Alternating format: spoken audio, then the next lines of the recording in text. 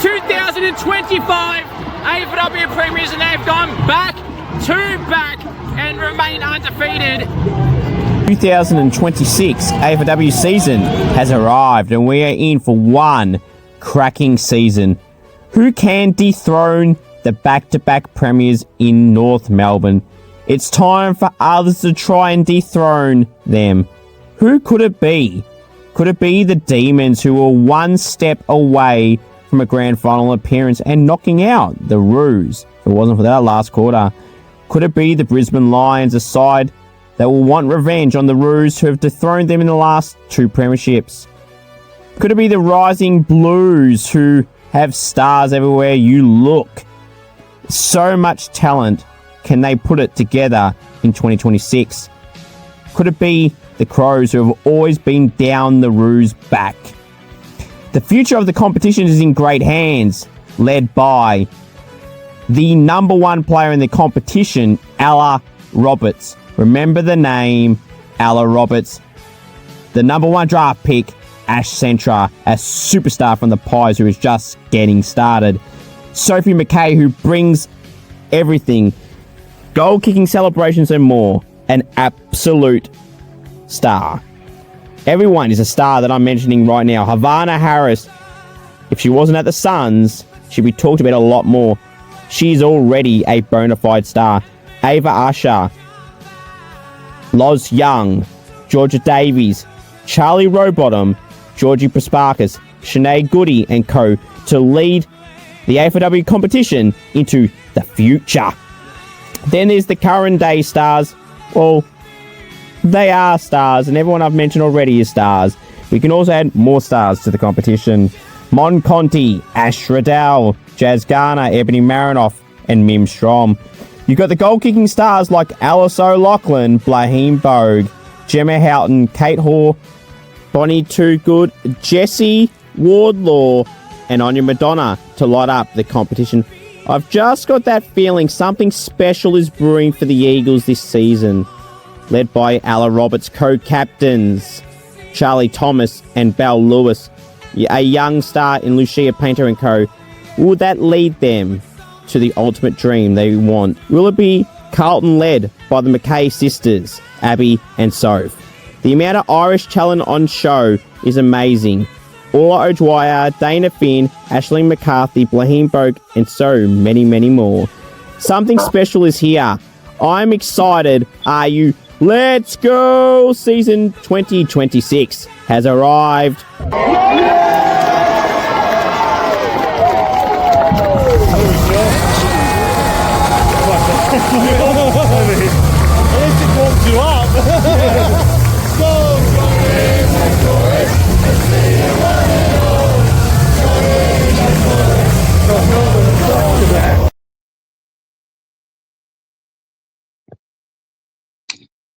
Hello everyone and welcome to the Scoops AFLW show. I'm your host Scoops, the sole admin of Scoops. And what a weekend of AFLW footy it was. The first round is officially done and dusted. The split round is done and dusted. We're back to normality in round two, where every team plays the same week. So that is good on Saturday and Sunday this week coming up. But Scoops Goes Bang is going to be the one of the most explosive Scoops Goes Bang in AFLW show history. I'm going to go through my team of the week, my AFLW Fantasy score, and my ranking. I'm going to review and preview the rounds that's gone and upcoming and everything in between all that. We'll start off with this. You want me on Cameo. Head to cameo.com/Cooper G. You want me to roast a friend, wish someone a happy birthday, anything at all. Cameo.com/Cooper G. If you know any AFLW players and you want to see them on the channel in an online video interview or Goal King Challenge, please send me a message and we'll try and get something sorted. Or if you're an AFLW player and you're watching this, we'll be happy to come on the podcast for an online video interview or Goal King Challenge if you're in Victoria. Please send me a message and we'll get something sorted. I would really, really appreciate it. All right, let's not waste any more time. Sierra Greaves from the Richmond Football Club in her second season is the round one Rising Star nominee. She had 24 disposals, had a really good game for the Tigers. Have a lot of contested possessions in those 24 disposals, 5 score involvements and a few clearances as well. So one on to Sierra Greaves. Sorry, not Sienna. Sierra Greaves. Well done. Right. It's now time for that world famous segment, Scoops Goes Bang. Alrighty. Now, I saw the nominations, okay, for the goal of the year for the round. We saw T. Smith's goal. Awesome. Burst through the middle goal. Love it. We saw Ruby Slosher get an amazing dribble kick, which I got on my match day vlog. You can check that out. A goal of the year contender for sure. Absolutely warrants a spot. But I'm sorry, this is no dig at Georgia Garnett, but I'm not sure how that goal got even nominated when it was a few meters out, right near the goalpost. Not bad effort. Not discrediting that at all. It's a good effort. But that happens a lot of the time. And how Amber Clarke's goal did not get nominated when it should be goal of the year already, did not even get nominated. So if you don't know what I'm talking about, I'm going to show you the goal that I've shown multiple times already in previous weeks, or previous week. How is this not being nominated for goal of the year? Go, Richo.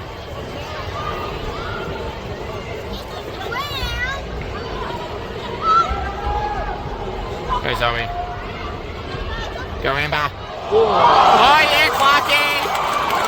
Superstar on you, Amber. That's a great goal.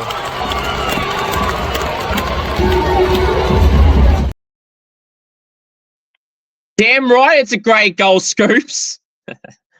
How is that not nominated for goal of the round? How can a goal of the year contender not even be a nomination for the round? Now, this is bullshit. That is clearly goal of the round. And how? It's not even one of the three nominated. Ruby Slosher's goal was great and very similar from the boundary. A dribble kick. Love that goal from Rubes in her milestone game. So on to her, and Bonnie, who has a milestone also, and Mim Strom, who also had a milestone. Right onto all them, and Dana Reese as well. And I'm sure there's more I'm forgetting. However, how the hell was that not nominated for goal of the year round? Like, if that wasn't to win goal of the year, I'm thinking, gee, you're going to have a damn good one to beat what Clarke did. And simply that it didn't even get nominated is completely unfair. This just shows that the people adjudicating these nominations are probably the same people that adjudicate the AFL Brownlow medal and the AFLW Brownlow medal, where it's rigged. The All-Australian team panel are normally rigged. And this shows that the nominations are now rigged. Clarke's goal should have been at the bare minimum nominated. Now, Georgia Garnett's goal should not even be in that, period. And how Clarke's goal didn't get in. Now, you could say, oh, maybe they forgot because it was so last week. T. Smith, St Kilda player, deserved her spot in the three, played in the same game as Clarke. The goal was in the same game. So you can't say they forgot. This is a complete crap call from the people who made these nominations. Clarke's goal is already, in my eyes, goal of the year. Ruby Slosher's will be second at this stage, but we're only one round in. Clarke's goal is going to be hard to top. And the AFLW people that made these selections haven't even nominated her in the three. Now, I saw a lot of comments having a go at the AFLW nominations for goal of the year, a goal of the round, and how Clarke's was not even in there when it's the best of the lot that they've shown and that were nominated. T. Smith's goal and Slosher's goal were great. Georgia Garnett's goal, let's be real, anyone can do that. Good goal. I'm not saying it's not. Not saying not having to go at her at all. But it shouldn't have been nominated. Clarke's goal should have been in there for Georgia and should easily have won the round nomination. Complete disgrace. To the people making these decisions, what did Clarke do to you? It's pathetic from the people selecting. Clarke, the real people know that that's goal of the round for sure. Now, another thing I want to talk about is the games clashing and not being spread out. You've got all the Saturday, all the Sunday. Why are you shoving games on the weekend just gone at like 12:35, 12:35, 2:35, 2:35, or like 12:35, 1:05, 2 o'clock, 2:30? Like, what the hell? And then a 4:40. Like, the fixturing department is pathetic in both competitions. They don't know how to schedule anything. Do they even care about wanting to grow the game?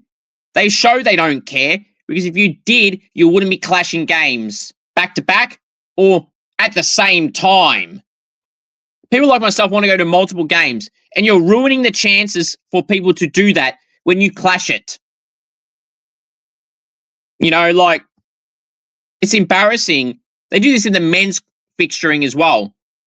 Everyone in charge of the fixturing department for both competitions need to listen to other people. They don't know how to do it. Listen to the people that actually go to the competition, cover it, enjoy it, and want to go to more games. I think 2 years ago, I went to 39 games. Last year, I went to 37. I missed 3 games I could have gone to when I was in Perth for my channel, and I went to an AFLW game when I was there, and the wrestling was there as well. So a whole range of events I did there. I missed out on 3 games because of that. Otherwise, I would have got to 40. My point of the matter is, and I've already been to 4. Went to the Saints-Carlton game, the Hawthorn-Melbourne game, the Collingwood Richmond game, and Essendon-Brisbane on Sunday. So, you know, that's 4 games already. But you're making it hard for people to go to games. Even just from a viewing point of view online at home, you want to watch both games, no matter whether they're good teams or not. You want to watch it all. And you're limiting people from doing that when you clash games. The people at the fixture department need to do better. And so do the people running the show. Hope you all enjoyed that edition of the world famous segment, Scoop Shows Bang.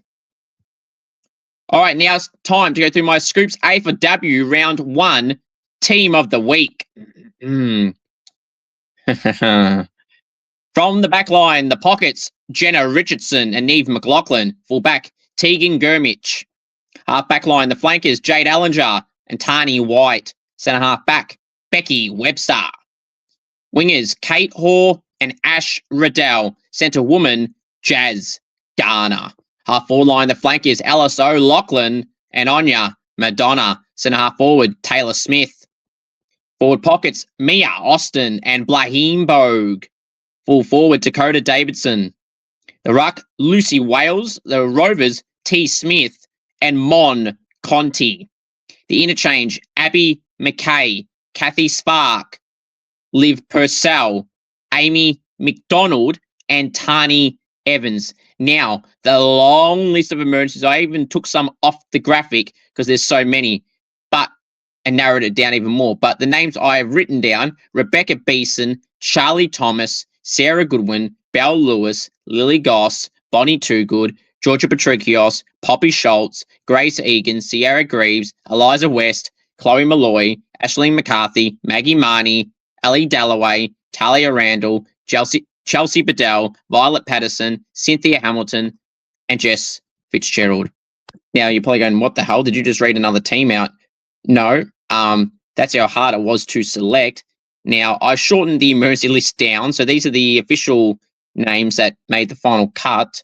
But yeah, look at that. So a great team this is for round 1. Obviously got Mia Austin, who made her club debut kicking 4 goals, which is simply amazing. And Carlton will be regretting their move. And I said that at the time. I said it all last year that Mia needs to explore her options because she's too good to not be playing regularly. And she proved that in her Melbourne debut. So what on Mia. Jade Allinger on the poster on the right. Just amazing, like 10 intercepts, 23 disposals off the halfback line. Her pace has always been on show since she's joined the competition, and Jade was a key part to the Lions' success yesterday against Essendon. Now going through the rest of the team, Jenna Richardson had 20 disposals and about 10 intercepts. Is really good for Hawthorn. And they lost to Melbourne. Tegan Gurmich had about 14 disposals, but about 16 intercept possessions and some 1%ers, and Tegan played very well. Neve McLaughlin back to her best, the captain of the Suns, or one of the captains. She played in the back line where she should be playing her best footy at. About 24 disposals and good impact. I already mentioned Jade Allinger. Becky Webster at 27 disposals for Geelong in the back half. The captain, again, the co-captain with Nina Morrison. Tani White had a goal in 28. She did very well. Kate Hall kicked 1 goal, 4 with 24 disposals. She kicked accurately. She could kick 3 or 4 or 5. Actually, it was 1-3, I think. Oh, anyway, whatever. She should kick 3 or 4 goals and probably would have been best on if that happened. Jazz Garner, a goal on 35. A lot of clearances. I think it was 5. Do I need to say more? She's a star, like 11 score involvements. Ash Riddell, very similar, a goal and 35. Awesome. Alice O'Loughlin, 2 goals, 11 disposals, 5 score involvements. Alice was very good again, as she is every single week. Taylor Smith, who made her Swans debut, the former Lion, kicked 3 goals, 10 disposals, and 5 score involvements. Anya Madonna kicked 3 goals as well for the Hawks and about 14 disposals, played very well and kept them in the game and was always there when they needed her. I already mentioned Megan Austin in the amazing game and the amazing club debut she had and how Carlton will be regretting that move. Dakota Davidson kicked 4 goals and was very impactful for the Lions. Lahim Bowe kicked 3 goals and 15 disposals. It was very impactful for the Roos in their massive win over Geelong at Marvel. Lucy Wales, Jacinta Ho, a debutante ruck, went down early. So we had Taylor Harris and Georgia Campbell playing part ruck. So Lucy naturally had good numbers, and there wasn't many standout rucks this week. So Lucy got the nod this week. T. Smith, 2 goals, 24 disposals. I mentioned her last week. How good was she? So many clearances and contested possessions and score involvements. T was a star in there, 2 goals as well. Mon Conti, one of the best players in the competition, is Mon Conti. That should come no surprise to anybody at all. If you follow the competition properly, you know Mon's one of the best to do it. If not the best, definitely one of. Her game was awesome with a goal, a nice goal, might I add. 26 disposals, 7 tackles, 12 contested possessions, 6 score involvements, and 7 clearances as well. So Mon was very, very good. Abby McKay had 32 disposals, had a good game. Liv Purcell, very similar numbers. Was very good. Now, Kathy Spark, I thought had a really impactful game for the Brisbane Lions. The experienced player. She kicked 2 goals with 25 disposals. 20 disposals. 2 goals, 20 disposals. 11 contested, 6 score involvements, a goal assist, and 3 inside 50s as well. She was very, very good, and I thought played her part. Amy McDonald, a goal and 26, and Tani Evans, 3 and 16, played her part as well. Rebecca Beeson kicked 3 and 19. She was very good. Charlie Thomas kicked a goal and 25, playing mainly as a backman, and when she was playing some midfield in the preseason. Belle Lewis, 28 disposals and a lot of clearances, and that she was next in the midfield group. Along with Georgia Patrikios, who had 27 disposals and about 5 clearances. Poppy Schultz, I thought, was good up forward for Carlton. Ellie Dalloway was very impressive on the wing with 19 disposals. Just had a lot of key moments in the game and a part of the reason why Richmond won. Talo Randall kicked 3 goals for the Roos. Chelsea Padella had a lot of intercepts in the back half. Violet Patterson played in the back line, played a best game of her career, definitely. 21 disposals, played very good. And Jess Fitzgerald for the Bulldogs at 30 disposals and was probably their best player as well. So that's my team of the week this week. Comment down below what your thoughts are on that. I think it's a really, really good team of the week, like it is each and every week. So hard to choose this week. A lot of great performances from players individually and teams. So they deserve to be highlighted. So comment down below what your thoughts are on that. Now it's time to go through my Scoops AFLW Fantasy score. Now I scored 1,725. My ranking is 5,015. Now, is that a good score? Is that not a good score?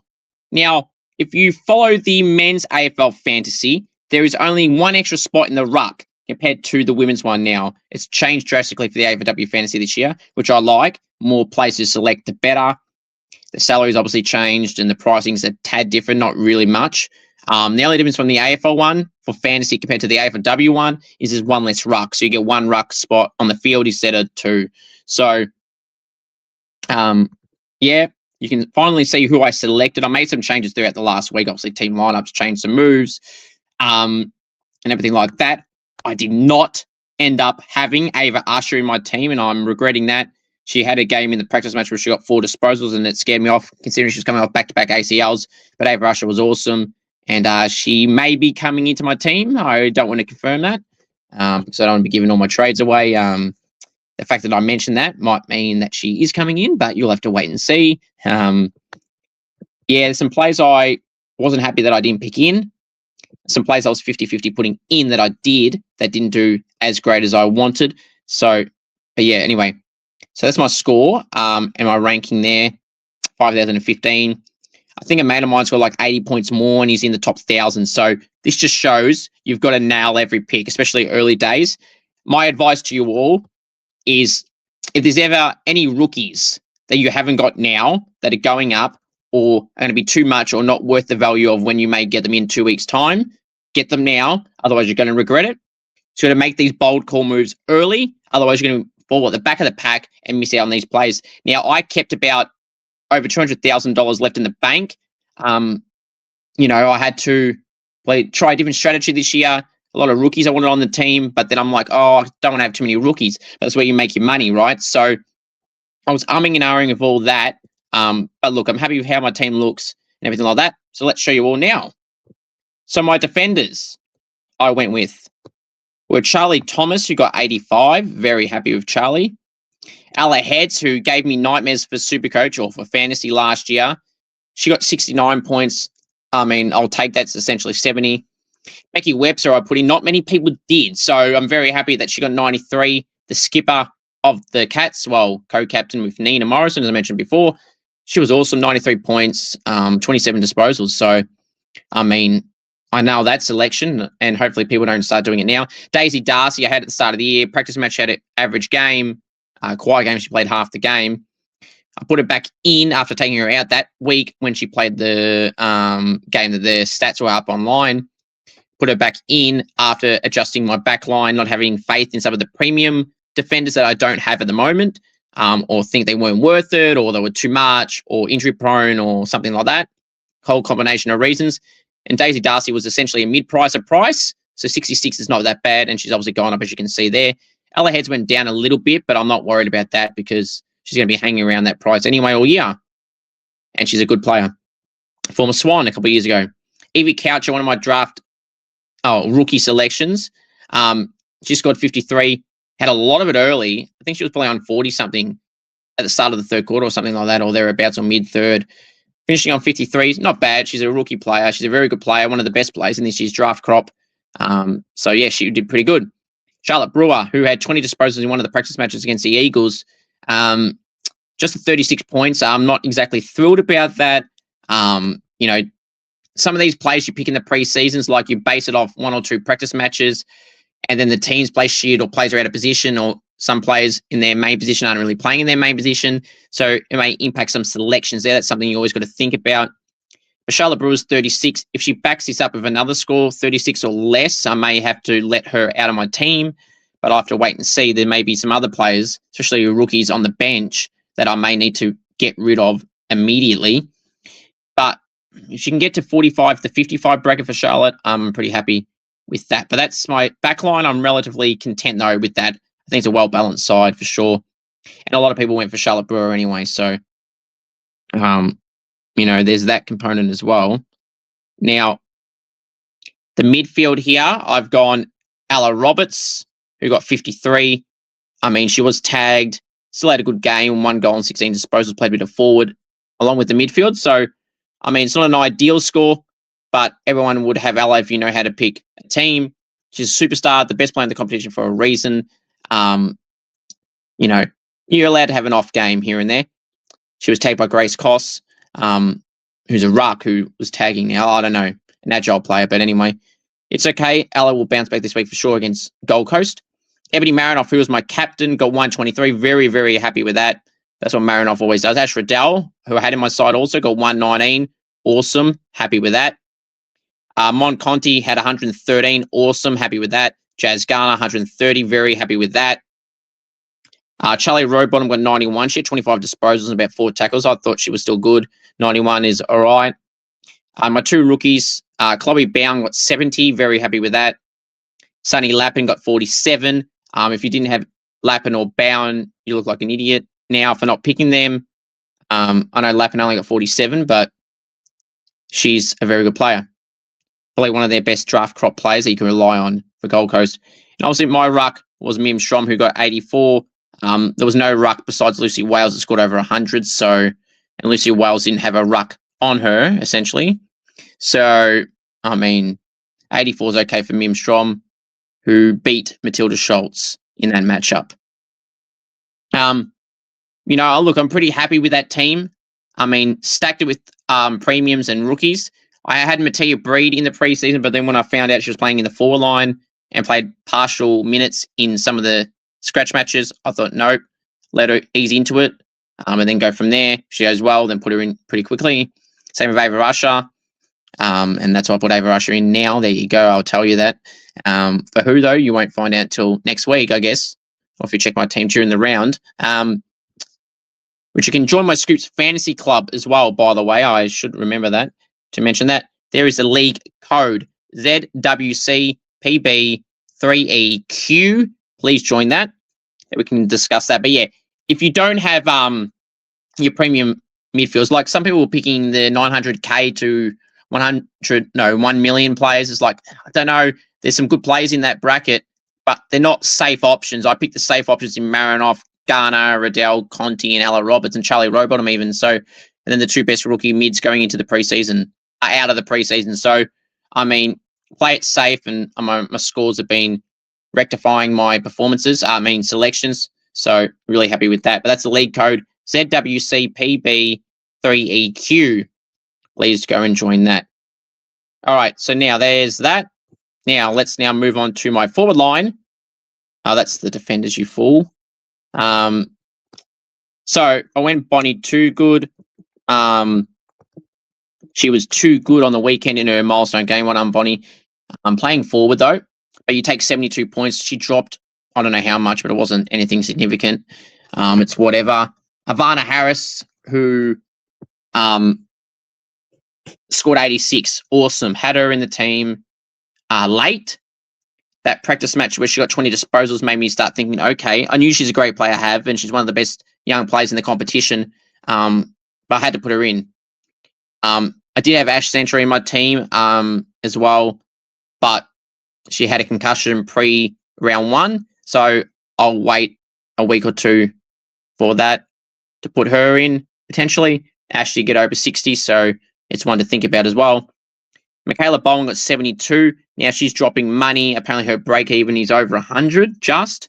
Now I don't know the break evens. I've seen some pages talk about it, but she got 72. She had over half her points in the last quarter. She had about 40 points in the last quarter. So, I mean, I think that's something you could probably look at getting rid of, and you can bring her back in a few weeks' time if you want to, when she might be about 750 or so. So, which is back to the pack, back to where most players by then will be up that are performing well, and where Bonnie is right now, essentially. So, one to think of. Aaron Fitzpatrick, she had 14 disposals, had 48 points.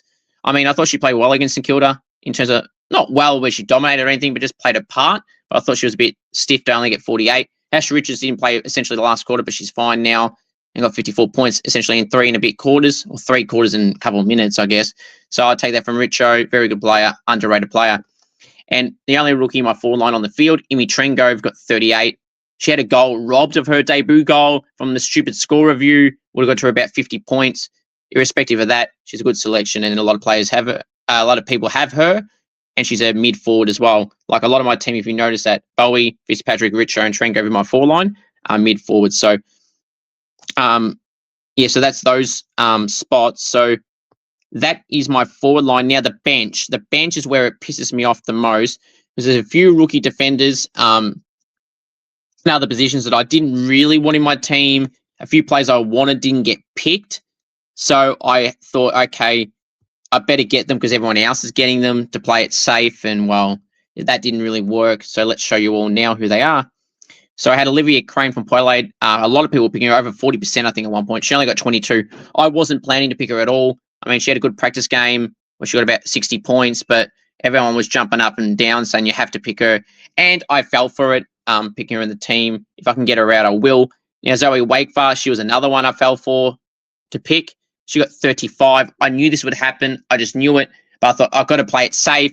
As I said with the rest of my team, I basically said the same thing. So she got 35. I mean, I'm pissed off with that. But there's not many rookie defenders that I missed out on that scored well. So maybe I'll think of it that way. Lily Quigley was not good for Supercoach at all with 10 points. She is going straight out of my team. So I kept the money in the bank. Mia Russo only played about 45% game time and scored 20 points. Not happy with that. She's better than that too, and somehow dropped. Georgia Davies is playing as a key defender, got 26. Not thrilled with that. I spent about 90k more to have her in the team. She's a very talented player, but I could see her play different roles throughout the year potentially, and then it'll work in my favour. I just needed to keep going up some money as well. Misha Bowen was very good with 46 disposals. Her tackling pressure and everything was on show for the Pies. She was very good. And Abby Hobson, the same with 39. You know, the scores aren't ideal for those every single rookie player on my bench, except for Misha Bowen and Abby Hobson to a degree. Zoe Wakefield didn't take all the kick-outs. Charlie Thomas played in the back line when she did in the practice game. That's why I fell for picking her, because she was going to take Charlie's role. I thought, well, you beauty, I'll have her in. So her and Georgia Davies, similar prices going into the round, and I picked both. And Olivia Crane as well. And quickly, another one in the preseason form. Everyone jumped up and down. Mia Russo was one that I rate very highly, but didn't play much game time as well, so that stuffed her over there. Abby Hobson had a really good game, and I picked her off a practice match where I feel like she had a good presence up forward and everything like that. So that's why I picked her. And Juliet Kelly as well, my utility midfielder from the Crows, got 41, had about 12 disposals, but I think one kick and like 11 handballs. So, she would have got 60 had she kicked it a bit more. She's a good player from WA in the midfield. She's a tackling player. She accumulates the ball, and a very impressive player, Juliet Kelly. So that's my team. As I said, I'll tell you again, I scored 1,725. My ranking 5,015, which is pretty good. There's no top 10% and all this stuff in AFLW Fantasy, like AFL Fantasy, which is annoying. So I don't know why that's the case, but, it is what it is there. So, comment down below your thoughts on my team and how you've gone, and, everything in between all that and things you're looking at doing and everything like that. All right, now, my Scoops AFLW medal will be, again, at the end of the home and away season, the big extravaganza show, the Scoops medal, the best medal show in sport history from content point of view. I put so much effort into it. I could do every video I do, every Golden Challenge and interview I do, podcast, match day vlog, and everything like that. It's, I love covering my medal counts for my AFLW program, my VFLW program, and my AFL program. Just enjoy that night. It's the most exciting video for me to do from my personal point of view in terms of videos that are just like this on my own. The AFLW medal, Scoops medal is where it's at. Love doing those videos in particular. The Scoops medal, the best medal show in content history. The Scoops medal. All right, let's review the round one games. I spoke about the Saints game last week. I'll just recap the score again. That Carlton got the chocolates there. 40-66. The Saints started poorly. Carlton started great. St Kilda controlled the middle part of the game, got it down to under 2 goals late. Then Vesio and someone else got a goal late for Carlton, and they got the 26-point victory. And that was that. Unfortunately, D. Smith, Patrikios were awesome. Amber Clarke was good. Abby Hobson played a part. Charlotte Baskaran tried hard as well. Lily Goss, Velado, Lily Goss, Abby McKay, very good. Now, Carlton should regain Keely Shear and Sophie McKay back this week. Now, as of this recording, I haven't seen any injury reports come up, but when I finished the recording last week, all these injury reports came out, so typical to annoy me to do so like that. But it is what it is. So, that's the game from last week. I already mentioned it. So, Hawthorn 41, Melbourne 60, Melbourne by 19 points. Melbourne jumped them, and credit to Hawthorn for coming back. They had a chance where they actually got in front by a point, I think, or leveled the scores. Then Melbourne went bang, bang, bang. Mia Austin, absolute superstar. Shown why she's one of the best recruits this year already. I'd pumped Mia up along with some others last year that have continued their good form. And this just shows why she's in my top 50 players. Mia Austin can change a game, and this is something that Carlton are going to regret. They've got a star-studded team, the Blues, but their four-line is probably their biggest weakness, and they let go their future key forward, who just kicked 4 goals on the oval that Carlton play on in front of Carlton people for Melbourne. So what Mia? Very, very good. Liv Purcell back from an ACL doing awesome. Tyler Hanks, Kate Hall were very good. Maggie Marnie done awesome in the forward line. Taylor Harris played a part as well. Some key crunching, tackling, and bumping moments for Taylor Harris. I mean, a very well-established side. They've got some injuries. Maeve Chaplin's out at the moment. They've got no ruck, no Loz Pierce. Now Jacinta Hoses down. So you have a makeshift ruckman for the next few weeks until Loz Pierce is back. So, but Melbourne, full credit to them. Hawthorn, Jenna Richardson, Eliza West, some of Hawthorn's better players. Anya Madonna, obviously, as well. Jack Dupay kicked her debut goal for as a Hawk. Her 50th game as well. Someone Jack. Well deserved. Very good player that Gold Coast should not have let go. Very stupid move from Gold Coast. That's not the only dumb move Gold Coast have made. And same for GWS. They made some dumb moves as well in terms of players that let go or didn't let go. and plays they just, yeah, you know what I mean? They had some bizarre moves. Next game, Geelong and North Melbourne at Marvel, the doubleheader. North Melbourne 100, destroyed Geelong 27, North Melbourne by 73 points. Geelong were level at quarter time, essentially. So what the hell happened from there? Pathetic effort from Geelong. One onto every debutant who made their debut in the AFLW this round, whether it was a club debut or AFLW debut. Evie Coucher played a part. Priya Bowring played mainly forward when she's a midfielder, which is interesting. Amy McDonald was very good, and Becky Webster. But for North Melbourne, the whole team was great. You know, Talia Randall, Blaheem Bogue, Alice O'Loughlin, kicking 3 goals and 2 goals respectively. 3, 3 and 2 for Randall, and Bogue got 3, and Alice O'Loughlin kicked 2. She was awesome. They all were awesome. Jazz Garner and Ash Riddell goal and 35 each. They were awesome. Tess Craven kicked 2 and 20, was very impressive as well. Mia King at about 25 disposals was very good as well. I mean, a lot of stars for North Melbourne on show. Kate Sheila kicked a goal and played in the back line, as I told you all was going to happen. Same with my best 21 proven that. I told you all that, so maybe you should all start listening to me a lot more, because that was said nowhere else, and I'm the one that told you that was happening. So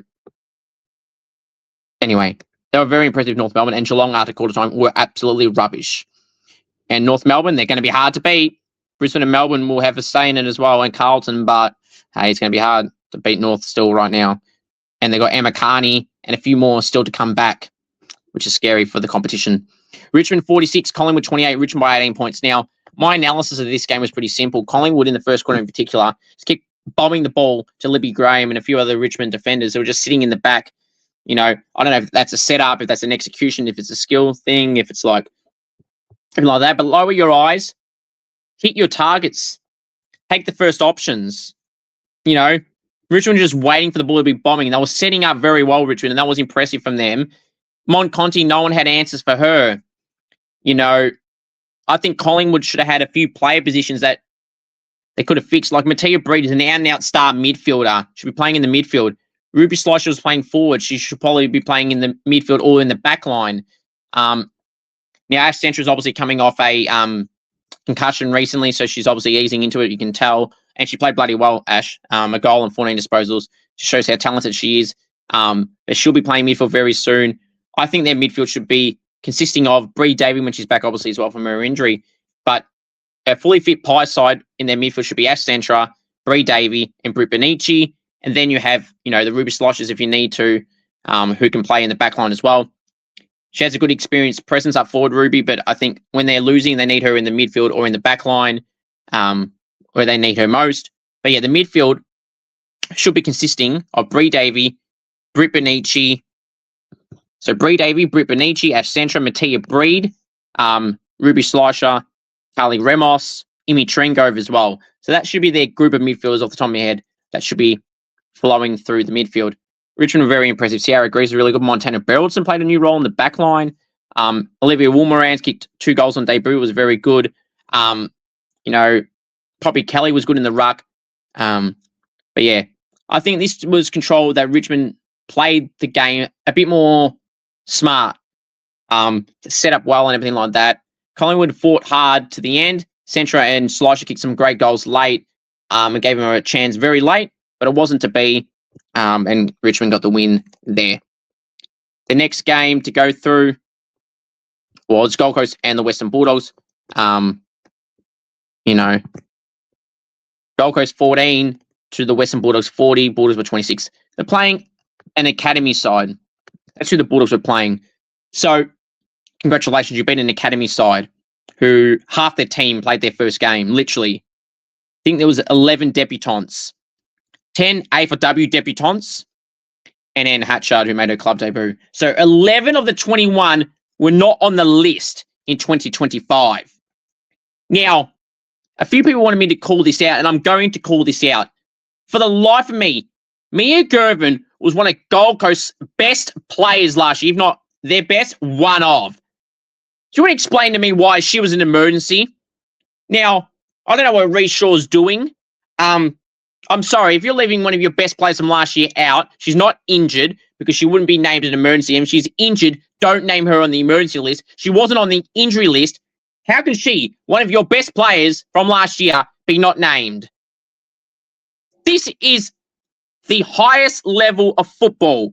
Name your team. This is not a, we want to play this player and this player. You don't not select one of your best performed players from 2025.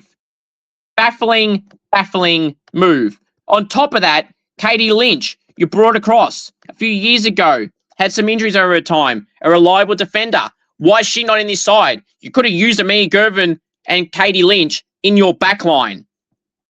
And even up the field for Amia Gervin if you needed to. But no, Lucy Singles seemed to be playing in the back line. Like, what the hell is going on? Are Gold Coast trying to win or not? Like, there's a lot of questions that need to be asked at Gold Coast.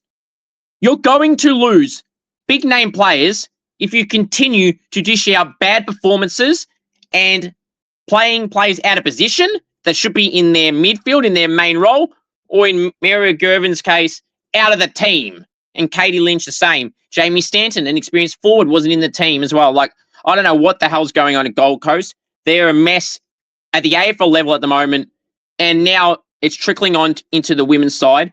They got all the young stars, some of the best in the comp. Rowbottom, Havana Harris, Ava Usher, Georgia Davies, Sunny Lappin. They're not the names I'm talking about. They all are warrant selection. But there's some other people they picked that, yeah, I don't know what the hell they're doing. Mind-boggling, baffling, embarrassing. The Western Bulldogs, Jess Fitzgerald played a part. They didn't have many stands. Ali Blackburn played a part as well. But, hey, I mean, the Bulldogs got to beat an academy side. So, I mean, Bulldogs carrying on like they won the flag. You beat a rookie team when half the people weren't in the league last year. And some of your players have been playing for a while.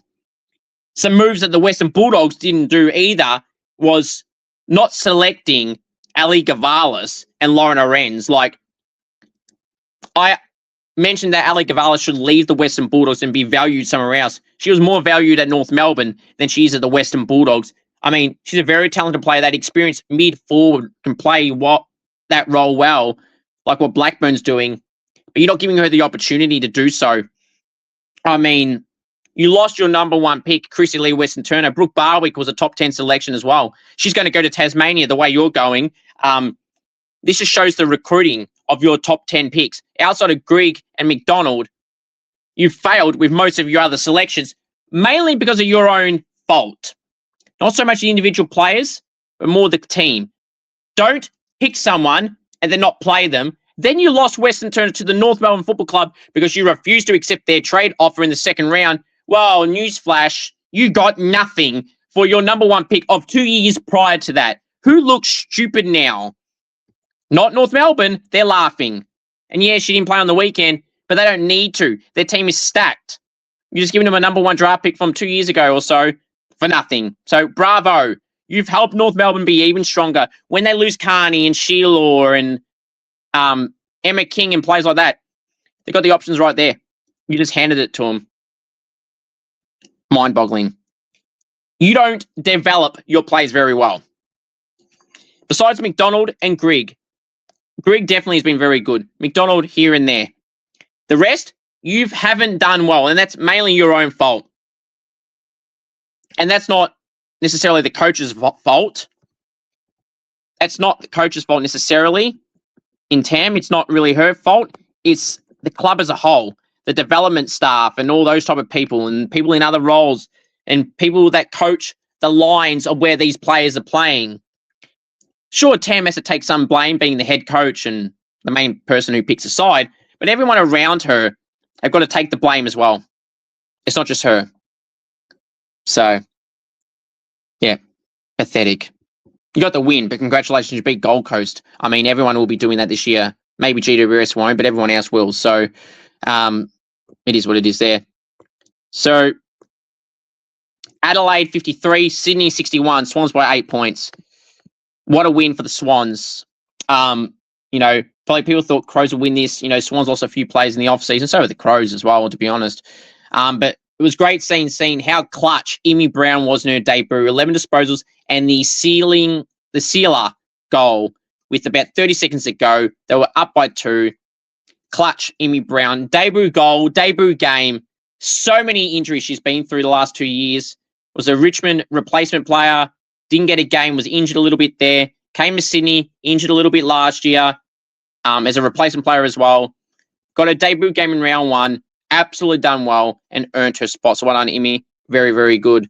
Cynthia Hamilton played a part. Taylor Smith played a part, was awesome as well. Very, very good. Maddie Quinn, I thought her debut was very impressive as well. Ali Morfitt showed some signs as well in the ruck. So, Sophia Hurley, Laura Gardner as well. The Crows, it was Chloe Bowen, her debut game. She was awesome as well. Probably could have got the Rising Star, maybe. Just maybe. Ava Rusher, maybe as well. But Sierra Greaves did deserve it as well. Can't give it to everyone, I guess. Where to next for the Crows? Tough loss, close loss. Could have been a flip of the coin. So, it is what it is there. But, hey, it's a close game. I think the Swans are still a good side, but they'll be hit and miss. I feel like this year they'll upset some teams. Then they'll probably lose to some middle to bottom-ish tier teams. Not the bottom 4, because they're all going to be there where they are. And that's Essendon, Bulldogs, Gold Coast, GWS pretty much. There's probably 1 or 2 I've forgotten as well. So, but it is what it is there. The other game which I attended was Essendon and Brisbane. Essendon were absolutely pathetic, 37 to Brisbane 85. Brisbane won 48 points, 6 goals to 1 in the first quarter.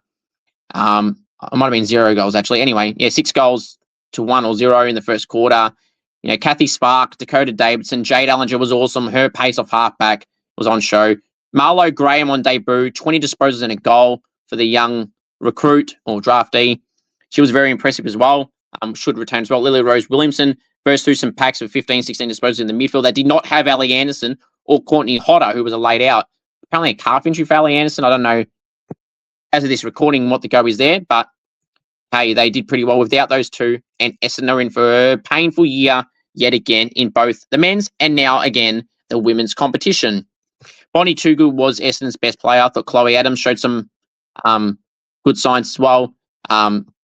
Maddie Pasparkas played a lot of backline and a lot of kickouts, which was interesting. But yeah, it is what it is there. Jade Ellinger, her game was awesome. So was Dakota Davidson and Kathy Spark, in particular. Marlo Graham. I was really impressed with how all those players performed. Freo 20, Port 41, Port by 21. Very disappointing for the Dockers. Debut game at their new oval in Coburn Arc Oval, and they were very disappointing. Eden Zank hasn't played any practice matches to come off a foot injury. Port, I've been told that Port Adelaide were carrying on like they won the premiership. Freo is a solid side. It's round 1. You've got to back it up, like your coach Glenn said after the game. So you've got to back it up. I thought Abby Dowrick was very good. Ash Woodland was very impressive. Tegan Gurmich was very good as well. Loz Young was very impressive as well. So for Freo, it was Ashleen McCarthy. It was Gabby Newton. It was Mim Strom. It was some of their better players. Indy West as well. So there you go. And the final game, GWS 54 to the Eagles 42. The Giants by 12 points. Very shocked about this for the Eagles. They're a far better side than what they've shown. They had some good individual performances from Belle Lewis, Lucia Painter, and co. Ella Roberts as well, despite being tagged. But overall, they just couldn't get it done. And that's very disappointing because these are the games I thought the Eagles had put behind them. They're going to beat these teams and show why they're a force to be reckoned with. This is a step in the wrong direction. It's a roadblock. They'll get past it. They'll smash it down. They'll play Gold Coast this week, who they should be beating as well. But they'll bounce back. Jade Britton, they got some really talented players. Ella Roberts, Lucia Painter, Charlie Thomas, who was awesome on the weekend. Mia Russo, one of their top draft picks who I rate very highly. So I think they'll bounce back for the Giants. So Tani Evans, Rebecca Beeson, both kicking 3 goals. The skipper for Beeson, 3-19. Evans, 3-15. Elise Parker played a part as well. Yasmin Janczak played very well in her debut in the ruck. Maybe Liz McGrath or Sarah Lackey will have to come back into the side. Zoe Wafer, does she retain her spot in the team? Time will tell. Very disappointing for the Eagles. They're far better than what they've shown. Now, let's preview the round 2 games, shall we? Alrighty, so, first game to go through on Saturday at Winton Oval at 2:05 on Saturday. Western Bulldogs and Richmond. I'll be tipping Richmond to win this one by 20 points. 2:35 Victorian time at Mineral Resources Park in Perth. 2:35. It's West Coast and Gold Coast. I'll be tipping West Coast to win this one by 20 points. I just see them doing a number on Gold Coast, and they'll be angry and will want to bounce back, and that's for sure. The next game is, let's see, 5 o'clock at GMHBA Stadium, a double header with the men's after. The women's game is first. Geelong and St Kilda at GMHBA. I'll be tipping St Kilda to win this one by 11 points. 7:15 at Brighton Homes Arena in Queensland. Oh, this is going to be massive. Brisbane and North Melbourne. No Dakota Davidson likely. I'll be tipping North Melbourne to win this one by 18 points. Hopefully Courtney Hodder and Ali Anderson are back. As this recording, as I said, I don't know if they're still out for this game coming up. Sunday, 12:30 at the SCG doubleheader as well as the Swans and Essendon. I'll be tipping Sydney to win this one by 18 points. 12:35 at Victoria Park. It's Collingwood and Freo. I'll be tipping Collingwood in this one by 3 points. 2:35 at Casey Fields. It's Melbourne hosting GWS. I'll be tipping Melbourne to win this one by 35 points. 3:20 at Icon Park. It's going to be a ripper. Carlton and Adelaide. I'll be tipping Carlton to win this one by 18 points. 5:20 at Alberton Oval to end the round is Port Adelaide and Hawthorn. I'll be tipping Hawthorn to win this one by 2 points in a game that could go either way. My final thoughts are simply this. You want me on Cameo, cameo.com/CooperG. Want me to roast a friend, wish someone happy birthday, anything at all, cameo.com/CooperG. And if you know any AFLW players or you're an AFLW player and you're watching this and you'd be interested in coming on my AFLW podcast for an online video interview or Gold King Challenge if you're in Victoria, please send me a message and hopefully we can try and get something sorted. I would really, really appreciate it. Thank you. Good luck to everyone this week and good luck to every player that plays, whoever makes their debuts, if there is any more, and one to everyone who made their debut on the weekend. You should be very proud of your performances. Thank you and go Saints.